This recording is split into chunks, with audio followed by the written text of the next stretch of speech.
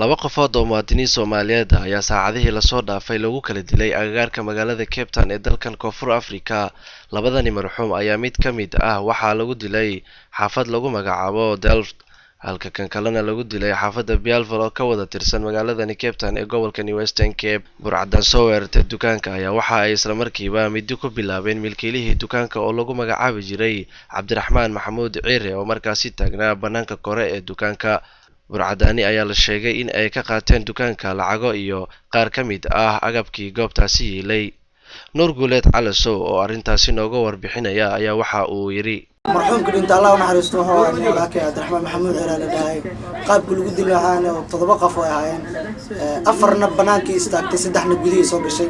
jidii wadnaha ay ugu dhufteen dabadeedna gudaha ayaa soo galeen ayagoo macnaa ninkii garbaha ka hayaan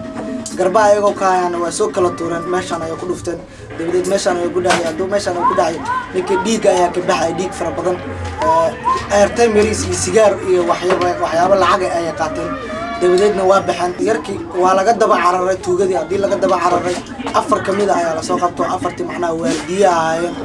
kubi kale qoryaha wateen iyo midida wateen kubi midida wateen iyo oo afar caadi midi wateen ahayn afartaas la soo qabtay kubi kale qoryaha wateen soo qaateen alaabtan dhinac kale ay ku carareen dabadeed anaga waa iska soo laabanay yarkan ilaa 2 saac amal ayo meeshiin booliska noo yimid noo qaadaan yarkan qaadi ma karnaa anaka qaadayna dhaanay markaas waa noo diideen inay ka shod ay qaadeen dabadeedna waa yarka maba qaadanbo isla markii ambulance ay maatay meeshan ay ku daawayaan walaakin Allah naxariis marxuumka waxa noo soo gaareen walaakin aan macna waxna u qaban karin oo meeshii loo badnaa macna ilaahay oo in la aado kuna nafsin daqiiqad mud ayona walaakin markaas dabadeed saasbaa Allah naxariistay marxuumkan kale ayaa mar aan la xiriiray dadkii goobtaasi ka qaaday meedkiisa waxa ay magaciisa igu soo koobeen Dal Nuurshe. Marxuumkan ayaa waxaa la toonsan yahay in ay dileen Soomaali kale hase ahaatee weli ma jiraan war rasmi ah oo sheegaya cidda sida tooska ugu lugta lahayd dilkaasi.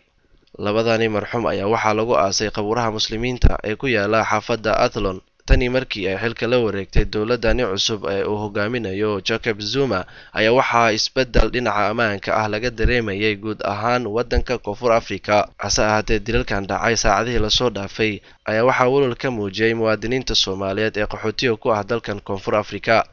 Cabdikariim Mursal Faarax, Home Cable TV, Cape Town.